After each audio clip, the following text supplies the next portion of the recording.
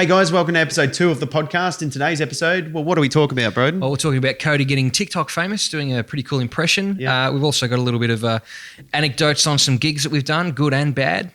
We have a chat a little bit about getting a little bit Danny Taggart's. You'll figure out what that means. You'll find out.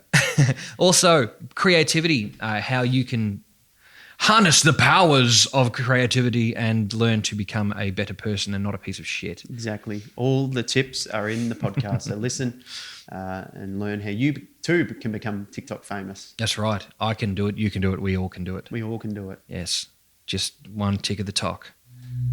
Tune in.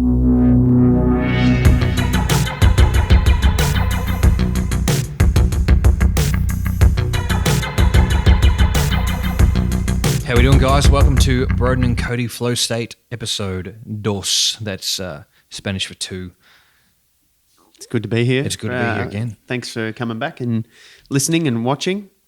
That's great. I hope we didn't cause too much controversy with the last episode and those comments about coffee. Yeah. You know, it's a dangerous drug, coffee. You know, you got to be careful with your coffee. You do. But some interesting things happened in the last few weeks. We forgot to mention this last time, Cody, but you became a viral meme sensation on TikTok. Yeah, still going. So first, before we get there, what's TikTok? Because I'm a 60-year-old man inside of my body. TikTok's, I think, as far as I know, it used to be an app called Musical.ly. Okay. And it was very popular amongst younger, early mid children. Yeah, children.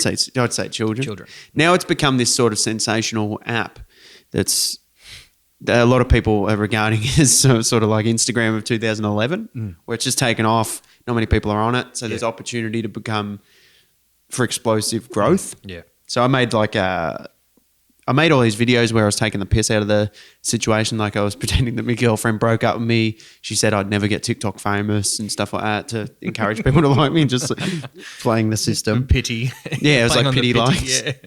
Yeah. And then I just did this Conor McGregor impersonation video, which I do a lot. I've practiced a lot. I watched it. It's very good. I've seen you do it before, man. But this was just spot on. And obviously people picked up on that being really good because it's fucking... And it's fucking crazy when you start getting into the 100,000 view mark. But now it's pushing up to around the 1 million. That's ridiculous. It's like, I think last time I checked, and I try not to check it because there's always just like, it kind of wrecks the app, the amount of notifications you're getting. It's just constant. But it's pushing up around the 1 million views now, which is good. And a lot of people said it was a good impersonation, but I mean, to get 1 million views on anything is good. Yeah, well, think about there's benefits from it. Yeah, well, that's 1 million people that have interacted with that thing. That's amazing to think that the spread can go that far from you fucking around in your car with your phone. You know what I mean? Yeah, that's insane. Amazing. And I showed a mate of mine that just last night. Yeah. And I said, look at this, Codys TikTok famous. Have a look at this. And he goes, he said something about it because I don't think he's a huge McGregor fan. He goes, I kind of wanted to punch him just from hearing it because and he's like, he's like, it was perfect. It was perfect. It sounded exactly like him. I'm the fucking the champ, the double. You should. I'm not going to push Shut your mouth. Shut your fucking mouth. You'll do nothing. You do nothing, cunt. You do nothing, cunt. That's so funny.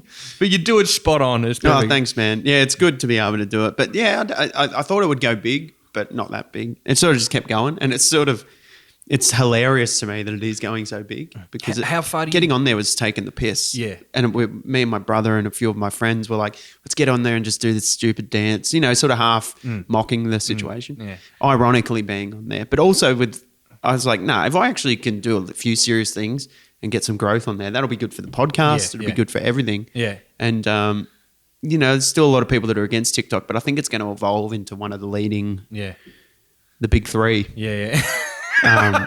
Which are? I think it's YouTube, Facebook, and Ted. It will be TikTok. Yeah. No, it's like because it's in those early stages. You can reach a lot of people on it. Yeah. If what you're doing is good, and there is a few. I want to learn how to do it. I want to learn what the hacks are to getting into it, to getting that global reach. Well, it's interesting that you say that you started off kind of mocking it because I saw this just a dumb meme. This is the evolution of liking something, and it was just like pick on it and hate it. and then do it ironically and then end up loving it. Exactly. I think of it like there's a band called the Eagles of Death Metal, famous, unfortunately, for the massacre in Paris that happened during one of their concerts. But that band is a Josh Homme from Queens of the Stone Age started it with his friend Jesse Hughes in high school, years and years and years before Queens of the Stone Age existed, even before Caius perhaps. And that band is hilarious, and people would like go, what the fuck is this? Because it sounds a bit shitty and trashy, you know. To start with, like the guitar's not played really well and the drums are kind of a bit plotty. Bit out, yeah. And people go, this is fucking garbage. And then they listen to it and they're like, hang on, this is funny.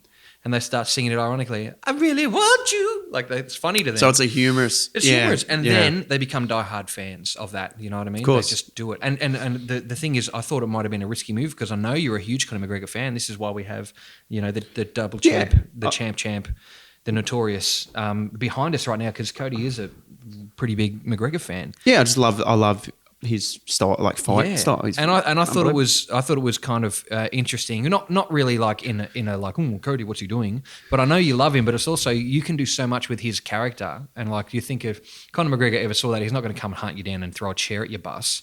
No, yeah. But the thing is that you could make him look like an asshole by picking on him, or you could glorify him by saying, you know, you could take his character elsewhere. You know what I mean? Yeah, I see what you mean. Yeah. But I like that idea that you're going, well, it's fun and it's funny and I can do his voice. I can sound like him. You're not picking on him racially for being Irish.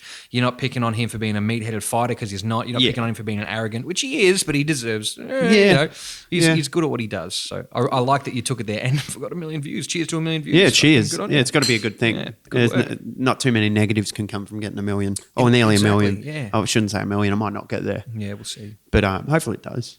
Oh, by the time people are listening to this, hopefully it'll be over 1 million. We'll obviously go and check it out. Yeah, we'll leave a little link to it. I'll write that on the link. My TikTok endeavor sort of started. My whole thing was going to be my whole TikTok page was going to be me doing big drinks, and big drink is like getting like playing sort of a simpleton sort of character, going like, hey guys, I'm training to become the world's biggest drinker. And then just get like a massive Gatorade bottle and try and drink it and then fail every time. You know what I mean? Like just coming out your nose. Yeah, everywhere. Like choke. Like a bad competitive eater. Yeah, because I've seen you do this in real life. For some reason you love soda water and you chug that shit. Yeah, I love I don't know how. Feels like there's the buzz. The buzz in your like when you drink your Coke too fast and you're like, oh, it burns. Yeah, I can feel my eyes water and it's great. Well, I got a soda stream now, so it's like, dude, yeah, I can gas the shit out of me water. Do you want to just hook it up to your blood vessel? I'd love to. Soda stream your blood. I love a soda stream. You got to make water exciting. Like we've got some tap water here, which is fine. Tap water. See, the thing is, tap water is all a person needs. Last episode, I was drinking coffee. Yeah, and just that's right. It flies me through the roof. But water is all a living being needs. It's the after only you're thing. A baby. If you need milk to grow because it fattens you up and all that kind of stuff, and you need protein and calcium and all that kind of stuff. Yeah. But a human body, a grown adult, You could love live it. for a long time just eating bugs, going out looking under rocks and eating bugs and drinking water. There's no better way to live. Lizard life. Yeah, you could live. You could live like a lizard. Get the hashtag trending lizard life. Broden and Cody lizard life. Yeah, we're all about the social media game That's now. Right. But so the TikTok thing, it's gone crazy. I think you should get on it. What do I do? Like, do you have to have a thing you do, or is it kind of like Vine where they had 7-second video things, or like how? Because I noticed that at the end of your impression, it cuts off a little. You can, time limit. You can set it for 15 seconds or a minute. Yeah, right. A minute's too long, and 15 seconds not quite enough. No, would you say? Or I'd say if you can squeeze something into 15 seconds or less, you're more likely to go. People's attention span is different. Well, it's a scroll through app, one video after the other. Yeah. And if yours gets put, and this is why mine's gone, because it's gotten onto everyone's page when they open the app. It's For You page. That's right, and it's 15 seconds, so they're not killing themselves with having to watch the 15-second video. Yeah, it's just like, what's this? Blah, blah, blah. Oh, I've watched it all. And the more watch throughs that you get on TikTok, the more viral it gets. It doesn't go off likes. It's sort of comments and interactivity. Yeah. So that's what happened. But I was getting messages the day I posted it. It took about 5 hours, and then it started really climbing. I was like, oh, this is crazy. Like the notifications are going off. I'm getting messages. And I had messages from friends who live in the same town as me. My brother messaged me. He's like, hey, my friends saw you on their For You page on TikTok. What's going on? I was like, I better check this out. And then it was like, just That's funny. Huge. It was funny. Yeah, it was. I like it. It's very funny, and yeah, and anyway, like, it's just a matter of time. Yeah. You just got to do something that's really sort of. I think you got to grab the attention in that first second and just be like, hey, people said this about my Conor McGregor impression, which is what I did. And then it's just like, see for yourself. And then I just do a quick 4-second voice. Yeah. And they're like, you know, most people are like, that's really good. Well, oh, that sounds just like him. But then there's a lot of people who are just like, that sounds more like Russian and stuff like this. Like, there's so much contrast. It's like either that's really 100% good or no, that's nothing like him. But listen to how he speaks. So he doesn't always sound Irish. He does sound a little bit, his cadence is a little more European, like maybe Eastern European than, like, because he obviously he's 100% fucking Irish. Like, he's got the flag on. You don't get much more Irish, his name's Conor McGregor. That's the two most Irish fucking things you could think of. Yeah. Unless calling him fucking Guinness. You know what I mean? Yeah. Like, he's as Irish as they fucking come. But, like, he does have an interesting, like, his... You hear it on things like, you know, Snatch. You know, really Brad Pitt doing a stereotype of a Northern Irish gypsy. Yeah. But McGregor is as Irish as they come, but you do his voice very well. And anyone who has trouble delineating your face from his voice, that's probably the only reason why they're saying things like it sounds Russian, because I think it sounds spot on. A lot of people were saying, now this is the funny thing, a lot of people were saying, oh, it's obviously a dub and it sounds nothing like him. Really? I was like... How can it be? How can you think it's a dub and then it sounds nothing like him? If it's a dub, then it would be him. It'd be him. And it'd be you doing that. Yeah, I've seen how people do that. But it's also a compliment because they're like, this is a dub. Good. This is a dub. You know, and you're like, well, that's a win because it sounds exactly like him then. Have you heard of Mark Martell's? No. So Mark Martell's I came across a few years ago when he did an audition video he was going to join one of the Queen tribute shows, like those registered Queen tribute shows that like, you know, they come out and they give you a guitar and they give you the gear and say, here's what you're going to do. So this Mark Martell's guy, he always told, oh, you sound like Freddie Mercury. And he's like, they're like, how do you sound? He's like, I don't know, I must just sound like Freddie Mercury. Yeah. Okay. And so he's got it holding an SM7B microphone. He's like, you know, singing, what's the song? Take a look. What's the fucking song called? Every morning I fucking die a little. I can't get on my feet. Is it a Queen song? Yeah, it's a Queen song. I can't remember the name of the fucking song. But he's singing that. And I watched that like 6 times and I'm like... Somebody to love. He's somebody to love. And I'm like, this guy's the greatest lip syncer of all time. And then I'm like, he's doing shit with the microphone where he's pulling it away and like talking away from it and saying all stuff. And I'm like... Holy fuck, this guy is Freddie Mercury's soul inside this poor man's body. That's incredible, yeah. And then his bone structure is similar. Like his jaw is in a certain spot, his nose is in a certain spot. Teeth. His teeth. His teeth aren't so big and Freddie Mercury-like, but his chest and his physique is the same, which is probably why he sounds like fucking Freddie Mercury, because his body's the same. He's built the same. Yeah, his body's the same, and he's also a trained singer like Freddie Mercury, you know? Right. So he just knows what he's doing, and they're just some people's bodies make them sound the same way. If you can listen to somebody enough, you can mimic them. Imitate them to some degree. Yeah. That's why there's so many great impressionists in the comedy world. Well, you know? the reason I've seen heaps of Conor McGregor. I couldn't do his voice when I first started watching him, but then I started imitating him as like mucking around with like my girlfriend and stuff like that. I'd be like, look, I'm the champ and stuff like that. And it would just develop. Yeah. Like just through basically just being a fan. Do you think he got that walk from Vince McMahon from the WWE? Well, it's the billionaire strut, isn't it? Strut. Yeah, I think that's what it is. It was pretty funny when he first started doing it, but now he just does it all the time. Yeah, it's like how he walks to the supermarket. Yeah, it's just like, yeah, that's enough, mate. It's fucking great. So, but like with this TikTok situation, what is like, so it's, what's the, not to get into like, you know, the nerd stats or anything like that, but what's the target audience for this whole app? Like, I hear about it through students, right? Yep. Young people. There's a lot of young people on it. Yeah, yeah. And I guess you get a lot of like, I do things where I'm sort of taking the piss and there's meta jokes in the video and the audience mostly is so young that they don't understand the meta, the joke I'm doing in it. They're just more like, I did one where it was like my girlfriend broke up with me. And now she's changed the locks and kicked me out of the house and just like real sad, depressed. It's like, maybe if I get TikTok famous, I'll see her down the pub with her new boyfriend in the future and he'll be like working at the bank or something. And I'll be like, hey, check out how many followers I got, bloody bitch. At the pub. But all the comments are like, oh, sorry to hear that. Like, I hope you're okay. Oh, shit. And I put on like I poured water in my eye socket, so I had tears running down my face and shit. And it's obvious. Took it as a genuine. There's older people who commented on it, and they were like, "Sure, this is funny." Like, they were putting the laughing emojis and stuff. Like, they were getting it. But the younger people, there's so many comments where there's like, "Oh, don't worry, you'll find someone better." Oh man, and it's just like their demographic is pretty low.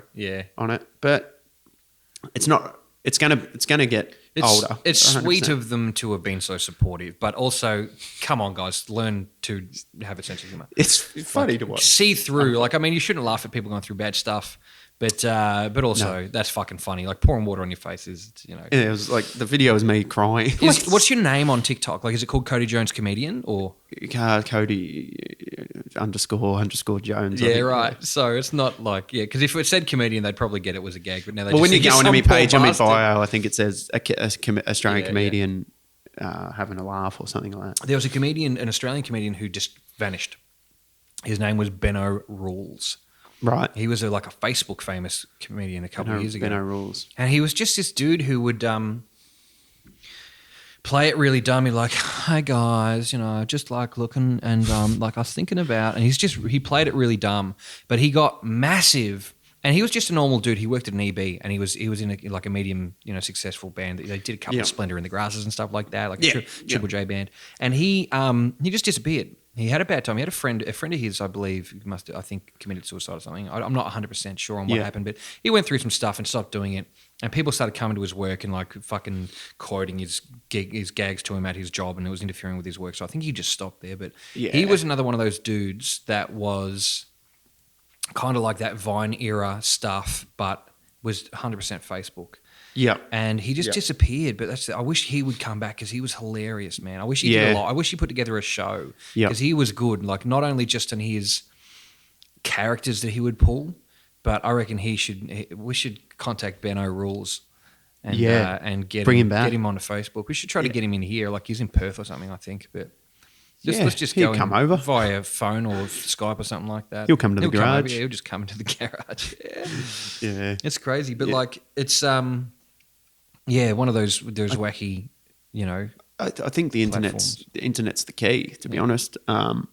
It's the key to gaining a following. There's lots of guys in Australia who I follow, comedians, and they've just built a whole career using the internet, using support on Patreon, stuff like that. Like, there's definitely that's the pathway. It's not like getting on the TV galas and like that's good. Granted, you get a big audience as well on TV, but it's like you can do that. You can replicate the same thing.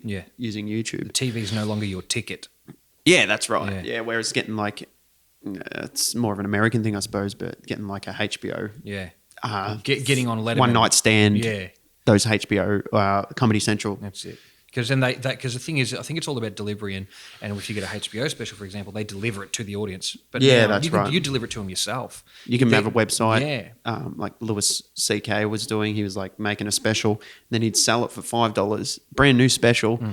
Cost him fucking $1,000 to make, and he'd just sell it to the world for $5 download online. That was brilliant. He made heaps of money from that. Probably made more doing that than he would have having someone take the cut. But like, that's the thing, is you can just deliver it directly to them, and like they can consume it on their toilet. You know what I mean? Yeah. It's like it's straight to them, and it can lead to other gigs and stuff like that. It can lead to jobs. It can lead to you know, we talked about in the last episode about people getting promotions through banks and etc. You know, it can lead people see that and go, "I like this guy. What if we put him on here?" You know, getting gigs and stuff like that. I mean, like, you know, it's just one of those situations that is a hard thing to kind of pull. Like, you know, I mean, highly competitive. Well, yeah, definitely. I was going to say, coming from the music side of stuff, you know, getting a gig in Bendigo at the moment. Yeah. If you're a extremely loud 80s rock cover band, is not an easy thing to pull. Yeah. Because seriously, it's really loud. Yeah. And at this point in time, trying to compete with people who are playing more top 40, 2000s, 90s, 2000s stuff at the moment, which is very popular.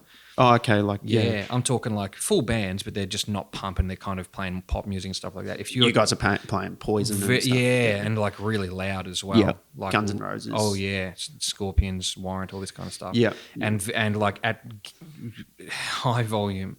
And that's the thing is that pulling gigs in that situation around hometown is more rougher gig than pulling them at private parties, country pubs, bigger areas and stuff like that.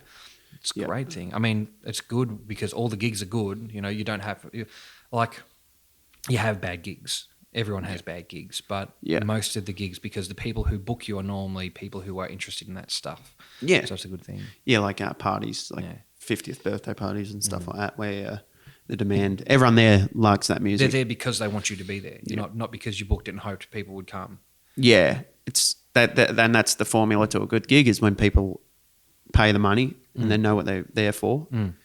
Recipe for a bad gig, especially from a comedy perspective, is when people are eating and they didn't know there was comedy on. Nah. And then you get up there and you're, hey guys, and they're just like still talking and eating and clanging their fucking plates. No.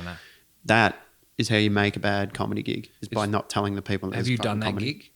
I've done heaps of those. Yeah. Bad, corporate, horrible, disgraceful shit. What would you say the worst? Without giving too much away, don't dox anybody. But what don't give away Peter McQueen from bloody Johnson and Johnson's swimming pools at his bloody Christmas party. There's someone to blame, but he knows who he is. If he hears it. Ooh, I don't think he likes you enough to be watching this. No, he probably will see this. Yeah. But he would appreciate me not saying his name. Yeah. But gig, 350 seat gig. Yeah. Dinner, corporate dinner. Hadn't been doing comedy that long. Ronald McDonald House charity event. Yeah, right. For a whole bunch of cyclists who had just ridden for miles and miles and miles to raise money for sick kids. The comedian, the guy who I'm referring to, that I won't say his name, gets up on stage to open the night, instantly makes a joke about sick kids, and it goes in the fucking... It's dog shit. It's the worst joke I've ever heard in my life. Especially for that audience, and just you could feel the audience go, right, like they were going to give us some love, but they just went, nah. So the precedent was set for disappointment. Yeah, and then he suffered for 5 minutes, and then we got on, suffered. Oh no! So the crowd work was pretty awful, I suppose. It was just they set you up for failure. Well, I don't like to, because I probably would have done the exact same thing if I was opening the night, you know what I mean? Because we just weren't experienced. Yeah, but at least the thing is, because you didn't do it, because there is someone to blame for that. And it could have been you, but it wasn't. It didn't have to be you. It was this person at the time. Yeah. So whoever you are, because I don't know anybody. I don't know. I'll tell you off the air. Yeah, cool. but that's the thing is that shame on you, you fuckhead. I don't know who you are, but he's a great man and he's funny, but yeah, no, it was just funny. We've laughed about it heaps. We've spoken about it before on stage. But yeah, like I got off stage. We went to stay there and have dinner, a 3-course meal after the show. But I ran away. I got off the stage. Ran away? Yeah, I was like, people were so angry, and I was like, I can't handle this. Did you throw your toys on the ground, like hands down, fuck you, so mad at you? Yeah, pretty much. Fuck you, cunts. And I made a bit of a scene. I was like, and I went to walk out past 350 people, got to the front door of the establishment and went to just push it open. 2 wooden doors, big wooden doors. Yeah. They'd been bolted shut. No. So I just went and just made this huge scene again. No. So everyone turned around. Ironically, they were laughing then when that happened. But and then I went into the car park and just lit up a cigarette. And just classic, take the stress out. Yeah. Ironically, raising your own blood pressure. Yeah. And I was just driving home. I was furious. Yeah, oh shit. But it should never have been doing that gig. Yeah. Here's the real kicker. We were meant to get $50 each for the gig. $50, wow. Yeah. But this is the great thing. The guy who got us the gig, it was also the guy who fucking did the bad joke. Yeah. He didn't invoice them. we got our money, and then later he revealed, like 2 years later, he revealed to us that I actually never invoiced him for that. So I paid you out of my own pocket. Whoa. It was great. Well, hey, it's very funny. That's kind of karma coming round for being a dick at the. But like, do you invoice a charity? Like, I mean, because it was for a charity event. I understand everyone's time is worth something, but like, I forget the ins and outs of it. I think it was. There was some proceeds of the night going to charity. I think it was fully a charity event. Yeah. I think there was a band and it was more of a dinner with I suppose an auction. Those people would have been raised. That charity would have been all auction.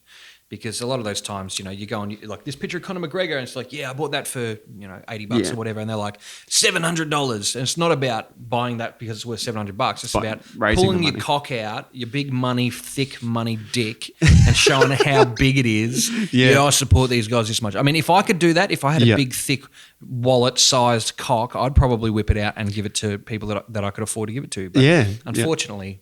Mine's shriveled up and dry. Mine's made of 5 I'm talking about coins. my wallet. Yeah. So, give me an example of a good gig then, have you? Good gig? Yeah, what's your best gig? Like, if that was... It would have to be probably... I did a gig in Ballarat at the Comedy Club in Ballarat, Victoria, with... it's called Ballarat Cat Comedy, and I think it's got like 300 people seat, which is good. Is this the Hughesy one? Dave Hughes was on, right. So it was full house. I did like a 10-minute set, and it was just good, Like it was just everyone knew the comedy was on. They knew they were getting a few acts before Dave Hughes. Ultimately, they were all there for Hughesy, I have no doubt. But just every act in the lead up was phenomenal, and it just set the precedent. Like I was on early, and just everything worked well. And it was those gigs where you look. In the front row, and there's a group of women, and they're just doubled over, loving it, and you're like, this is good. That's what I'm doing this for. Because it's like a drug hit, looking down and seeing people, because you're doing it to get laughs, and when you've made people laugh as silently, like they fucking can't breathe, you're doing your job well, and it's a bit of it's an ego thing. It's definitely like, you get a head wobble, but it's like. But that's why I do it. It's because you're getting the literal endorphin high of success. Yeah. Excuse me, because you're actually doing the thing you set out to and doing well at it. I've heard that set that you did for that Hughes. Yeah, I've played that. And it was fucking brilliant. I've heard I've heard you do stuff that I've heard you do before, and you did it in that environment way better. Yeah, because of this, already had the support there from everybody. Everyone was on your side, and you fucking killed it.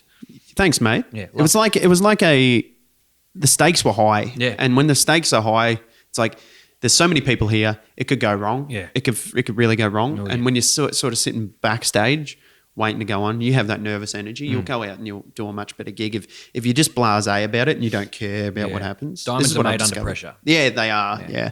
And that pressure is like, I've got to hit this first joke. It's got to be the best I've ever told this first joke. That's the key. Yeah. And then bang, once I got that first massive laugh, I was like, oh, this is going to be good. And you do those gigs as yourself, basically. You don't put a character on either. Like you, not really. From what I've seen, yeah. you obviously there's a way that when you speak to an audience that you speak as a person. Like speaking on this now with you is not normally how I would have a conversation with a person. Basically. No, but I know that I've got to be succinct enough to come across to people so that other people can understand what I'm saying. Yeah.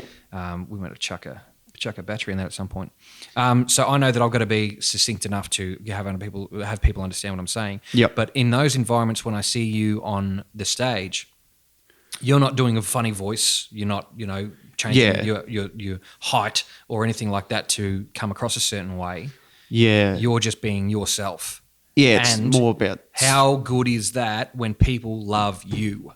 Yeah, that's who you are, you know what I mean? That's why you feel so good. And it is an ego boost, and you're trying not to let it get to your head because that's obviously it's become an arrogant prick. Yeah. But that's the thing is that if you can actually get results from being yourself and people, like 300 people in a room think you're the shit at that point. Just developing, I think it's like you've developed something that's good. And to be honest, you work fucking hard on it. And you go through a lot of bad times where the joke doesn't work and you start double second guessing and going, oh, am I good? And you just keep persevering. And then and that's what you're working towards, is that this works. It's a good gig. Can't fault it. So that's, you've honed it. You know what I mean? It's when you have new jokes and you're just not confident whether they're going to work. Yeah. And then you do it. It takes like 3 or 4 years, you know, to develop a really good joke the way I do it. And now I've just got this group of jokes that I just use all the time. Do you ever dispose of those and start fresh? I have tried before. Yeah. I have done it, but I feel like the best ones just stay. Yeah. They stay. But the other ones sort of rot off, but they come back. Yeah.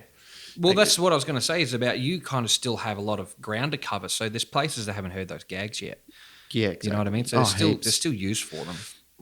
And a lot of people forget, like if you do the same place, people don't remember your jokes. No. Not at this level. No. They really remember Eddie Murphy's jokes from Raw. From 30 years because they've ago. watched it 600 times. Exactly. But when they go to a comedy night, all they remember is that guy was funny. Yeah. I've seen comedy all the time. They can't retell your jokes to make them funny to other people either. So even if they go, oh, I tried to tell, they're not going to remember the details. Yeah, they're going to be like, oh, he did this bit about he's shaved his pubes. Oh, it was good. Oh, you had to be there. You know what I mean? Yeah. And they don't remember the details, especially after you tell them once. So you can go back and do that gig. You can do the same joke. It'll trigger in their head, I've heard this before, but they're not going to go, not laughing because I've heard it before. And a lot of comedians get a bit worried about that. It's like, I can't do it. Mate, you're not fucking Dave Chappelle. You're not. Just do the jokes. That's it. We're local level here. We're not the pros. Dave O'Neill told me that. Great Australian comedians is like, they're not going to remember. And this has come from a guy who's been doing comedy in Australia for 30 years at the forefront. And he does, every time we get him to do a show with us, he does similar material and it crushes each time. Yeah. So that's an example. Well, so he said that basically it doesn't matter. They're not going to remember. He was talking to a group of us and one of the guys was like, oh, I did this material about 6 months ago. I don't think I can do it again. And he just goes, no, don't worry about that. They won't remember it. Yeah. Yeah. Just said it like, they're not going to remember, mate. Because you think they are, but they're not. It's the interesting thing too. Just remember that you're funny or you're not funny. Yeah, that's it. That's a black and white thing. There's many colours in between, but did I like it or did I not like it? Were they funny or were they not? That idea of they're not going to remember, I love that because it's also something that I've used in the past to overcome should I or shouldn't I, or I've got a bit of anxiety about doing something. It's like no one fucking cares. At the end producing of the day, something. Anything at all. Should I, talk to that person about this topic? Yeah. Should I do this song? Should I try to sing this? Should I, play with this thing or do whatever? Anything you can think of. An obstacle to overcome is that no one cares. No one does care. No. Like in that's kind of a nihilistic way to look at things, but at the end of the day, we're just a splash in the fucking pond. And all these people living like they got two lives, you know what I mean? Like they got a second chance, like they could die tomorrow and they just come back and do it again. It's like, no. Take the chance. No one's really going to remember if you fail. And if they criticize you for doing something that you tried and put your heart and soul into, they're probably a pretty sad and lonely person. Yeah, most likely. Like we talked about last time, is the people telling us you've got too much time on your hands. How shit are you? You know what I mean? For saying that. If you go and do something and they do remember it negatively and bring it up, then fuck them. Like you only get one chance to do stuff. No one cares. Just do it. My theory is that if you're producing something like podcasts, music, comedy, you're producing it for your audience. You're not producing it for the people who don't like it. And if there's there's going to be people who come up that don't like it, that's not for them. It's not for you. You can tell me you don't like it. That's fine. But it's not for you. I would go one step further introspectively and say it's not even for your audience. It's for yourself. You know, I had to learn to become selfish because I would never say no to anybody and I would do stuff for people and do stuff to cater to people. When I decided to say, fuck that, I'm not doing that. I'm doing this because I want to do it. Yeah, you make a good point. I felt so much better. You'll make better content because you're not worried. You're not catering. Yeah, you're invested in it personally. It's coming from your actual heart. If you know that theoretic landscape exists, you know. That's what I do with the short films I make. Yeah, you make it for you. They're funny to you. They're funny to me. If they're funny to other people, that's a bonus. They're going to be funny to other people. Exactly. But it's about finding those other people. Yeah, that's right. There's going to be heaps of people in the world that like your music. Yeah. It's about finding them. Exactly. And they exist. They do exist, and that's they do. You know, there might be 10 of them. There might be 100,000 of them. But just go find the 10. Yeah. And that's a good bit of advice I'd give to you on it. If you ever have any doubts about doing anything, shut the fuck up and do it and then tell me later if it was any good. There's no such thing as a waste of time in that, because if you create 100,000 bad things, there's still going to be 10 good things in there, and it's just a matter of noticing that and being able to look at your shit objectively and pick out the good stuff and work on the good stuff. Which is, I think, a hard part to do. You know what I mean? Like, it's trying to get in the creative block is when you begin to doubt yourself and you begin to go, oh no, I could have a better idea than that. It's like, well, you don't right now, so work on this one. And then you'll get a better idea, and then you'll get a better idea, and then you'll get a better idea. You know what I mean? Bruce Lee, I think he said something like, eliminate what's not needed and add what is needed. You know, like perfect. Yeah. Cut the something shit. like that. I don't know. Cut the shit off the edge. You know what I mean? If you've got a Dagwood dog and you don't like the fucking batter, you just turn it into a hot dog. That's it. Get a bread roll. Get a bread roll? Yeah. I don't know. I mean, like there is some stuff you can learn from people's negativity, but there's also a lot of people just enjoy being negative. It's easy. It's easy, and it's not. And in my experience, it's people who aren't familiar with the joys of positivity, I suppose. Or they're not familiar with a lot of people from where we're from. Not many people do stand up comedy, and to even suggest that you're going to do it fucking throws people, especially like tradies and stuff. I was working. What are you going to waste your time doing that shit for? What are you going to talk about? Yeah. Like, even the old man said that. He's like, "What are you going to talk about out there?" And you, mate. Yeah. You and your bloody marathon dim sims, mate. I'll tell you that much, John. That was the first thing he said to me, and I was like, fuck you for saying that. And just went out and did it. And I kept doing it. And, now they come to gigs. It's like, you shouldn't... don't fucking... Just because someone doesn't understand something... Just because a tradesman who's an alcoholic and does nothing but fucking sit in his garage and drink alcohol and...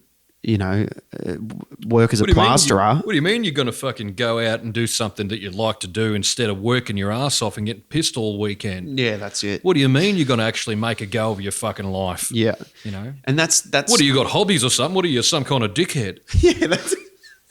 What do you got, hobbies that aren't drinking piss and riding motorbikes and going fishing? What are you talking about? Yeah. You're some kind of fucking idiot, are you? That's exactly where I'm coming from. That's like, okay. It's fine. You can live whatever life you want. Yeah. If you're happy fucking doing that, fine. But don't... He's not happy, though, Don't obviously. try and bully me into... Submitting to... submitting and becoming one of you. Yeah. It's tall poppy syndrome. It's literally... The ones a little bit taller cut him down to our level. I think Australians they love the worst for tall poppy. They love it. It's just horrible. Yeah. But fuck them. Yeah. The best thing I ever learned creatively was to not really care. Like, you can still care to some extent what people think of you. Like, you don't want to go overboard and be a complete fuckwit. Yeah. But also you got to have a level of I don't give a fuck. Yeah. And you've got to mean it though. You have to know what you've got to lose and then be okay with losing it. Yeah. Yeah, that's right. Yeah.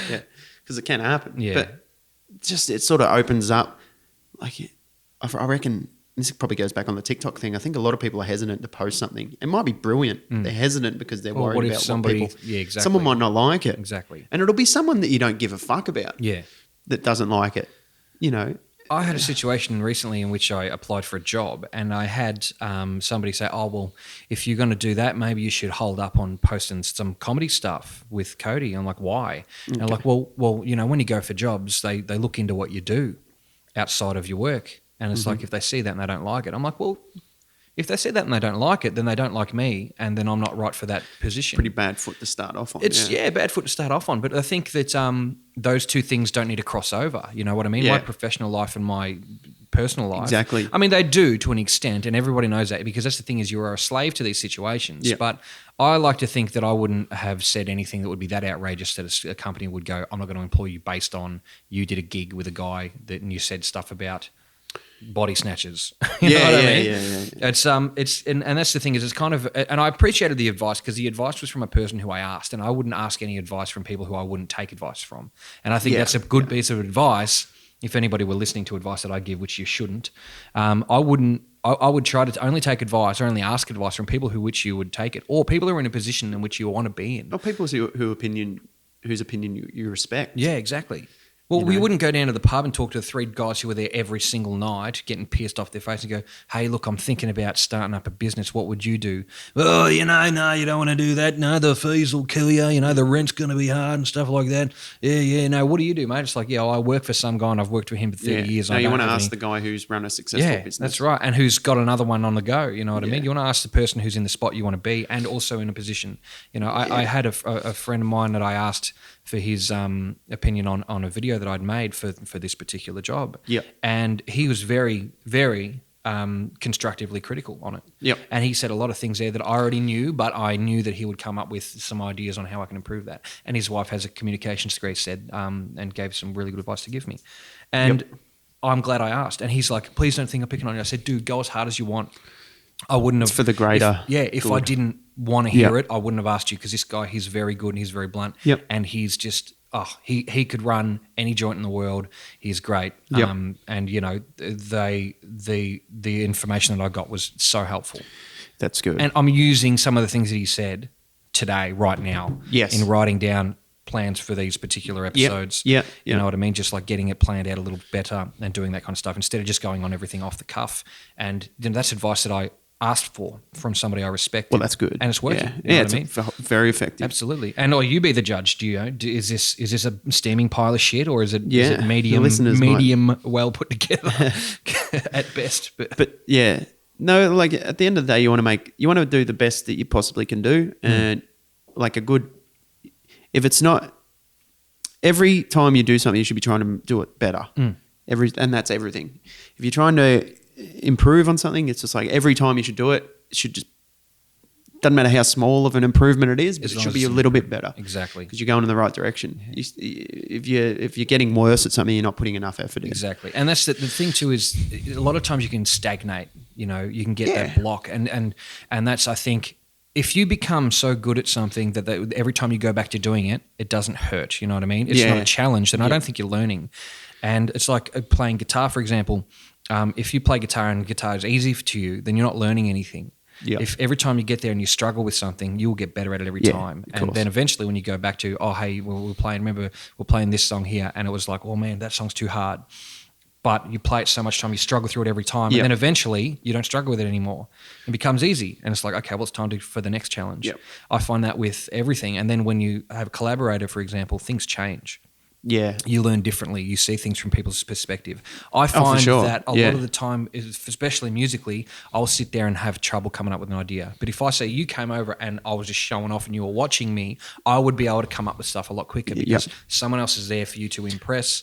For example, that to impress a person, it's not necessarily the goal, but you're like, hey, I'll show you how this works. And you're like, and then you do a little groove and you do this. And next thing you know, you're building up this thing. You're making a new song. Yeah. Or if you've got someone who also is musically capable, they not like saying, if I had you over, you're not musically capable. No, yeah. But if you totally have someone who is also interested in that same stuff, he's like, hey, I've got an idea, we can boom. And then you're gelling off people and your whole creative thing changes. And that's a really good way to get through blocks because fuck knows people. I did it with this, like I'd still, if we didn't get together and start producing stuff, it's on a base level at the minute, but it's still something that I'm proud of. But I wouldn't have done anything if we didn't do, what I mean? I wouldn't have done anything. Yeah. I wouldn't have made my own web series where I'm eating and cooking by myself. That's right. Yeah. I would never have come up with the idea. Yeah, because how do you light it, shoot it, act in it, all of that on your own? And then edit. Yeah, that's it. And then edit it all. Like you got to wear every hat in that entire production. You're only one dude. Yeah. And that's the thing is you do majority of the stuff on that thing. I hold the camera sometimes and then we just talk on it and you cut it and you edit all that stuff. But I know that if you had to do all of it on your own, it would be way hard. No, fuck this. I've tried to do stuff, episodic sort of, YouTube stuff before. It's just too hard without you need to bank it up like we do and then release it. That's it. You can't be going, all right, every Sunday I record something, I put it out Sunday night. Imagine being that disciplined. I've done that in the past. Imagine being that disciplined. So, and the thing is, I understand like the South Park guys, for example, they can put an episode out the same day they made it, and they do under pressure, and they've got a plan of what they do. But that's their work. That's their $1 million job. You know what I mean? Go to work. Absolutely. Go for the motions. Pump it out. But like imagine on a local level brilliant ideas where you have to have a job You know what I mean? To live. Yeah.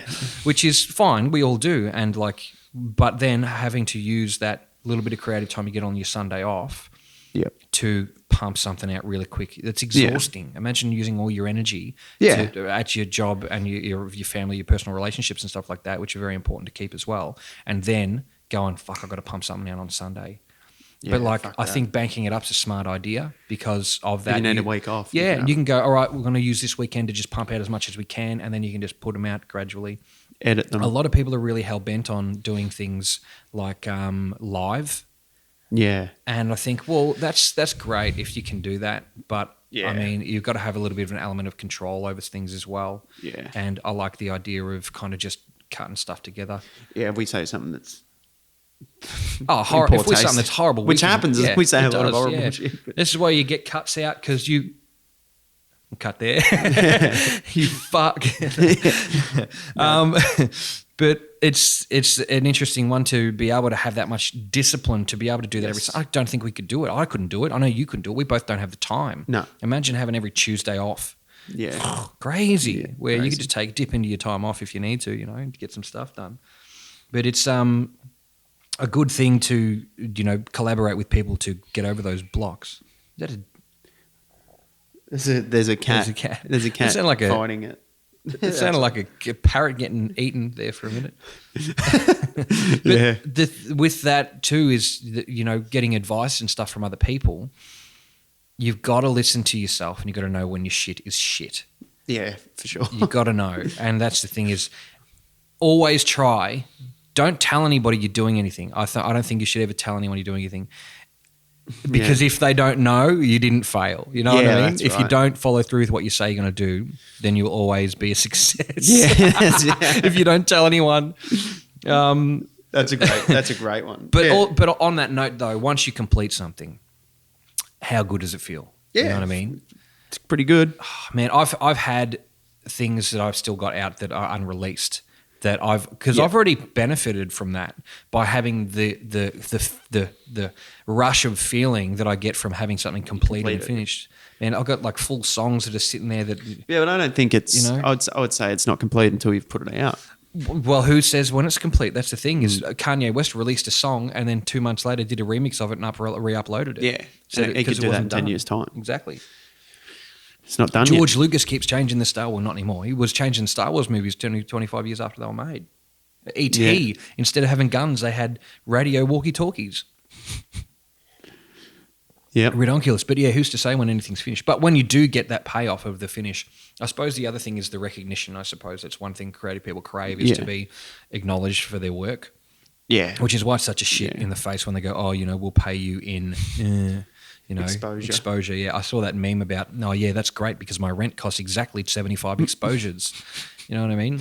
Yeah. It's kind of a slap in the face. But when you do, like you're saying with the comedy gig, 300 people in that room are lapping up your shit at that point, and that's the payoff. That's the ultimate payoff. If you get a couple of bucks, that's great, and hopefully you'll be able to make a career. But that's internally, if money didn't exist in the world, that's your pay. That's what the payoff is. Yeah. But then people try to take advantage of that and go, well, they liked you. You get another gig somewhere else and they'll pay you. No. It's mental. No, absolutely. It's important to stay mentally healthy, I suppose, in the creative world. In general, yeah. I think you got to bolster yourself up. I think we spoke about it last week on the podcast. I've gone blank.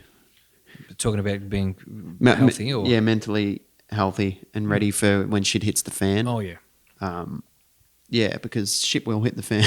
It will, and it does, and you got to be prepared for that. You got to be prepared for that. Man, I had a point in time about nearly 2 years ago now that shit hit the fan for me, and I was not prepared. Yeah, it didn't end well. It was not a good time. But that's about when I met you. Just after that was the fan was just starting to clean off. Yeah, and only from centrifugal force. I think you going through that because it got me where I needed to be. I know that you had a fucking shit time of it, but I think that is hardening in itself. Well, it got that mental unhealthiness got me into physical fitness. Yeah, you know, and obviously I let that go a little bit now, and I'm really looking forward to getting back. But you know, all I was doing was 2 single hours a week. Of boxing. Of boxing for 10 weeks, I think it was. So that's 20 hours. Only 20 hours over the course of 10 weeks. I lost so much weight. I was the fittest I've ever been. I looked fucking sexy too, man. Yeah. I looked fucking good, and man. And that's a small amount of training in the scheme of things. No, it was nothing. It was the equivalent of going for 2 walks. But we trained hard at that boxing club. We did. I mean, I hurt myself, and because I wanted to. I was saying to Danny Taggart, who's the guy trains this fucking champion, getting a little bit Danny Taggart, state champion boxer, absolutely, and future of calisthenics athlete. Actually, we should give him a plug. Of Blue Shed Boxing, Danny Taggart's is a legend. He gives you free tips. Yeah, that's right. He's a bit of a social media god. To me, anyway. Danny Strong as well on. Danny Strong AF. Yeah, that's it. Yeah, find him on the socials. Because he's strong as fuck. That motherfucker can.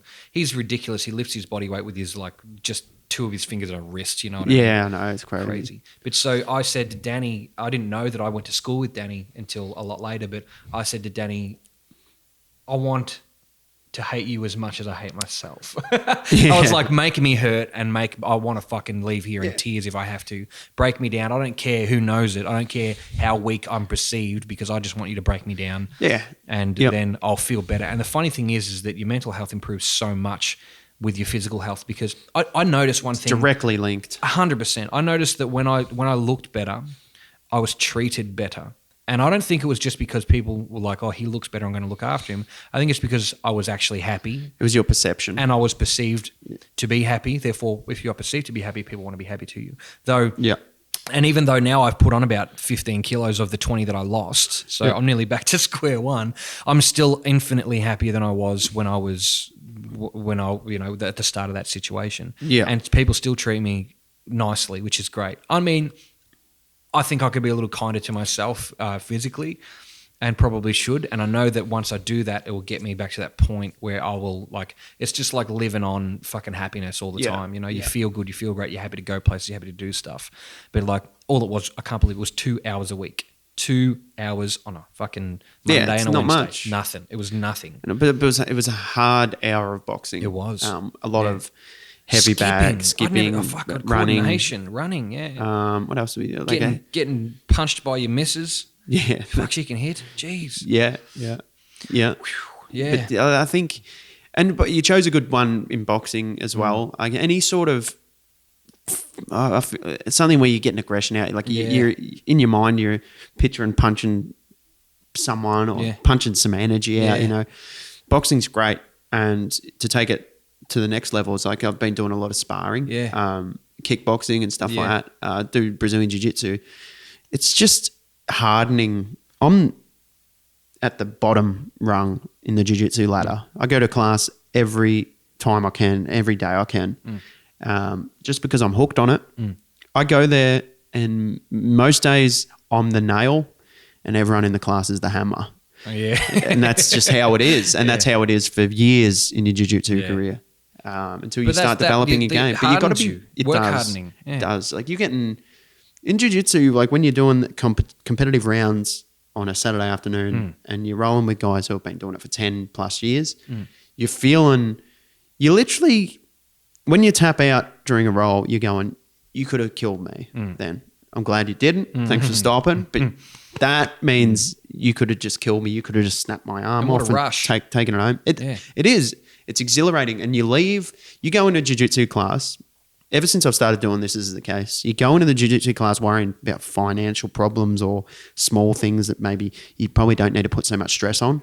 You go and nearly get killed for 2 hours and then walk out of the class. It's like, okay, that nothing really matters. I just nearly died. Exactly. It puts your mind into a state of like, thank God I didn't die. Yeah. And you walk into it willingly. Yeah, you walked into it willingly, you nearly died. And on the plus side of that as well, you're doing something that's one of the most incredibly hard things to do in most challenging things to do is jiu-jitsu, because you go there, as I say, you get beaten up, you get hurt. Granted, everyone's friendly, it's not a hostile environment to that sense, but because everyone's friendly after it, like Yeah. shake hands and, Yeah. you know, but you're still getting hurt and it takes a lot of willpower to go, fuck, I just got bashed yesterday. Do I really want to go in again tomorrow? That's it. It's like, yeah, you do, because you're not going to get to where these guys are. Yeah, yeah. There's a good quote, and it's a black belt is a white belt who never quit. So you see a lot of people fall away in jiu-jitsu, and I really hope I don't. I can't say for sure that I won't. Maybe something might happen, but I want to go all the way through and do the best I can in it. That's all you can do. Because it's so hard to do. It's and to achieve it. I think there would be no greater joy than achieving a black belt in jiu-jitsu. That's one of the things that you can do, though, when you say, oh, I want to achieve a black belt. Just do it. You will, because you want to. Yeah. And it was even with going to the 2 classes a week for me, it was the hardest thing I'd ever done. And all I'm saying is the hardest thing that I ever done was go, I want to do this. Should I go? And getting in the car that day to go there. Get in the car and get there. Once I'd done that, that was the hardest part.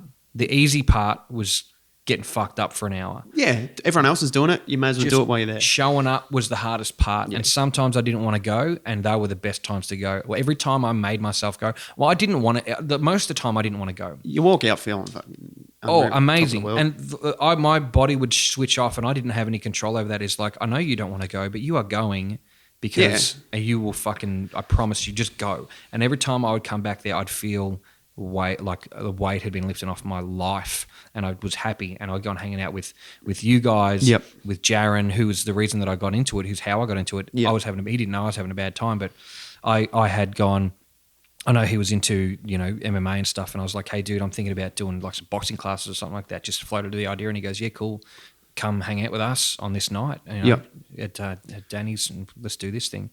And that was the hardest. The hardest part was sending that message to Jaron and just going, I want to do this. What do you think? And he's like, piece of piss, come down. It's good fun, no pressure. Sure.